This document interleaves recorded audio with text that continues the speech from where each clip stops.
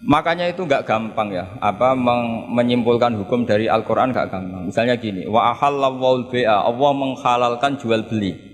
Tentu nggak pernah kebayang termasuk di situ adalah jual beli narkoba, jual beli yang menipu, jual beli yang merugikan orang. Jual beli ini yang parah lagi ini, provokator ini. Jual beli wong wedok kan. Itu. Nah, nggak bisa kamu nerjemah gini, Allah menghalalkan jual beli apa saja. Karena apa saja ini bahaya untuk kasus-kasus yang diharamkan Allah Subhanahu wa ta'ala. Lah pengecualiannya gimana caranya? Pengecualian cara berpikir gini, yang dihalalkan Allah pasti yang baik. Berarti terjemahnya Allah menghalalkan jual beli yang baik. Nah, jadi makanya disebut di sini fama min amin illa wa yatakhayyalu fi takhsis. Tidak ada am kecuali prakteknya tetap ada takhsis, ada khusus. Misalnya gini, as-sholatu khairun maudu'un fa'aksir au akillah. Sholat itu selalu baik, maka silahkan kamu memperbanyak sholat atau pas-pasan au akillah. Maksudnya sholat sunat. Tentu itu mengecualikan sholat setelah subuh sampai matahari terbit dan setelah asar sampai matahari terbenam. Padahal itu juga sholat, tapi dikecualikan dari yang disyariatkan. Misalnya Nabi zaman Sugeng sering ngendikan kamu boleh sholat di belakang siapa saja yang muslim. Tentu mengecualikan nggak boleh seorang perempuan ngimami seorang laki-laki. Padahal perempuan juga orang muslimah.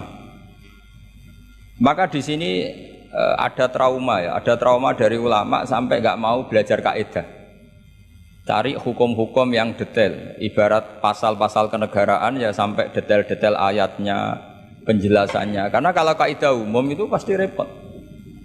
Misalnya sampai mengartikan Pancasila, sila ketiga itu Persatuan Indonesia. Kan nggak bisa kamu artikan partainya harus sama, pilihan presidennya harus sama, karena kalau beda namanya tidak persatuan. Ya tidak bisa seperti itu karena kalimat itu pasti bias. Nah, makanya fama min amin illa wa yatakhayyalu fihi takhsisu. Tidak ada am kecuali ada takhsis. Di sini dicontohkan hurrimat alaikumul maitah, diharamkan pada kalian makan bangkai. Kamu tahu maknanya bangkai? Bangkai adalah hewan yang mati tanpa bidzakatin syar'iyyin, tanpa penyembelihan secara syarak. Ada enggak pengecualinya? Ada, ikan laut. Ikan laut itu kan matinya tidak karena disembelih. Halal apa enggak? Halal. Artinya kata hurrimat alaikumul maitah, diharamkan pada kalian bangkai, ternyata ada pengecualian, yaitu as-samaku wal jarad, belalang dan ikan laut. Nah, itu masih banyak lagi. Makanya terus dibabkan faslun fi amihi wa khosihi, bab menerangkan ayat atau qaulullah yang am, yang umum dan yang khos, yang khusus. Nah, untuk memastikan itu ya mau tidak mau memang harus belajar. Kalau nggak belajar nggak bisa yang ngikuti ulama. Biasanya nggak mau belajar nggak mau ikut ulama, itu yang jadi masalah kan. Karena ikut juga gengsi. Apalagi yang diikuti kubu sebelah biasanya masalah itu. Nggak boleh dalam ilmu Quran, nggak boleh seperti itu. Sebab itu bab ini diteruskan oleh Imam Suyuti fi mujmalihi wa mubayyinihi. Ayat yang mujmalnya matahari itu tidak wajar. Sampai misalnya siangnya itu 22, baca takrib di sana. Awal waktu sholat subuh itu dimulai dari tulul fajri shodiq sampai terbitnya matahari. Orang kutub mesti tertawa-tawa, mataharinya mana bah? Waktu zuhur adalah ketika matahari agak tergelincir ke arah barat dari garis tengah. Wah, yang bener aja. Nggak ada matahari kok semua ukurannya matahari. Sehingga dalam ilmu falak astronomi diterangkan daerah yang enggak diliwati khotul istiwa, kalau dalam bahasa Indonesia disebut katul istiwa, itu sebenarnya dari ilmu falak Arab, itu namanya khotul istiwa. Khotun itu garis, istiwa itu garis tengah. Khotul istiwa terus jadi bahasa Indonesia katul istiwa. Kayaknya tidak mungkin lah orang Indonesia pertama ahli falak, mesti yang ahli dulu itu orang Arab, karena ilmunya dari Arab. Jadi dari kulaan terus dijadikan bahasa sendiri katulistiwa.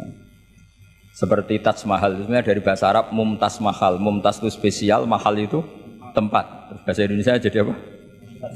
Taj Mahal. Itu kacau semua itu biasa. Saya terangkan.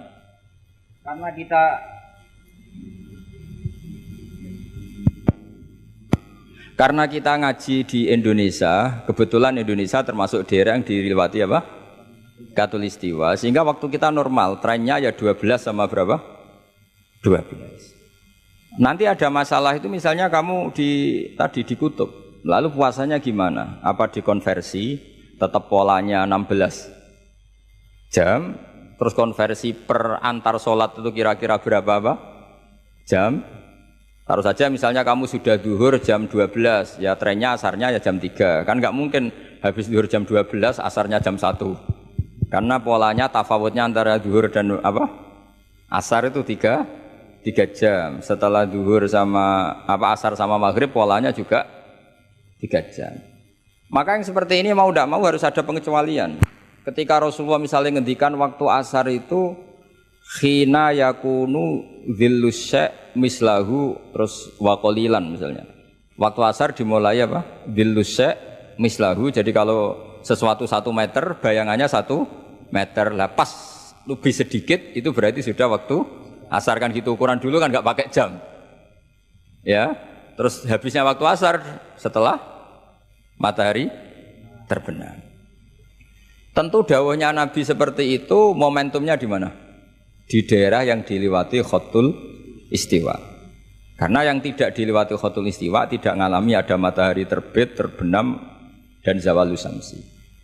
Makanya tadi itsma min amin illa wa yatakhayyalu fi takhsis, sudah ada am, tidak ada kaidah umum kecuali sebetulnya pasti ada khusus. Ya kayak tadi. Mas kowe kepen opo ae tak dukung. Wah, tetur ya aku yo pengen wayo wis taqabbal wa minkum taqabbal ya karim. Padahal kalimatnya apa? Apa saja. Tapi jangan lagi-lagi tentang itu. Kamu enggak bisa bantah, kan apa saja. Oh, dasar orang goblok kok pahaman kan mesti gitu, malah masalah besar itu. Sehingga di Quran itu selalu ada seperti itu. Misalnya ya sama lah, misalnya nikahi perempuan siapa saja yang kamu cintai. Ya tentu cinta yang kamu cintai itu tidak memasukkan ibu dan adik. Karena itu mahram apa? Pasti ada, orang pasti paham. Boleh menikahi perempuan siapa saja yang kamu cintai, asal muslimah, asal sholat. Secara kaidah asal muslimah, asal sholat kan memasukkan ibu dan saudara kandung atau adik kandung. Tapi kan nggak kebayang dalam nikah seperti itu. Jadi otomatis ada istisna. Makanya ini perlu dicatat ya, makanya jangan sering dalil ayatnya begini berarti memasukkan apa saja, tidak bisa. Itsma min amin illa wa yatakhayyalu fihi takhsis. Enggak ada ayat umum kecuali prakteknya ada takhsis, ada kekhususan. Jelas ya? Apa saja? Misalnya gini, bohong itu haram. Ya pasti tidak semuanya. Ada bohong itu wajib. Ada perempuan dikejar-kejar sama begal mau diperkosa, terus sembunyi di rumah kamu. Kamu wajib jujur apa wajib bohong? Wajib jujur apa wajib bohong? Wajib bohong. Kalau kamu jujur namanya kebodohan. Bukan. Pak, cawe dok mau ning ndi? Monggo teng mriki kula dudono. Itu tidak jujur, itu goblok gitu. Ya ingat ya kaidahnya itsma min amin illa wa yatakhayyalu fihi takhsis. Sudah itu aja dihafalkan. Nanti sudah pinter sendiri itu. Sudah itu aja. Apa? Itsma min amin illa wa yatakhayyalu fihi takhsis. Enggak ada kaidah umum kecuali di situ tersimpan takhsis atau aturan-aturan khusus yang terkecualikan. Itu pasti, itu otomatis. Karena enggak kebayang bahasa itu mewakili semua, itu enggak kebayang. Misalnya ada pembantu mesti dibilangin gini sama penyalurnya, ya kalau disuruh majikan apa saja turutin ya, disuruh ngelayani ya saja apa turutin, terus ngelanyari diranjang ya taqabbalallahu minna minkum kan, tetap nggak bisa, kayak lafadz itu nggak bisa. Kalau majikan kamu ingin apa saja turutin, tentu tidak memasukkan hal-hal yang dilarang agama. Itu juga misalnya mahasiswa, sama dosen nurut ya perintahnya apa saja ya apa saja yang dibolehkan, maksudnya bukan apa saja secara bebas. Nah itu di Quran juga gitu. Kalau ada ayat apa saja, sebetulnya di situ pasti ada apa? Takhsis ya, jelas ya. Itsma min amin illa wa yatakhayyalu fihi takhsis. Sehingga susah sekali cari umum yang tetap maknanya umum.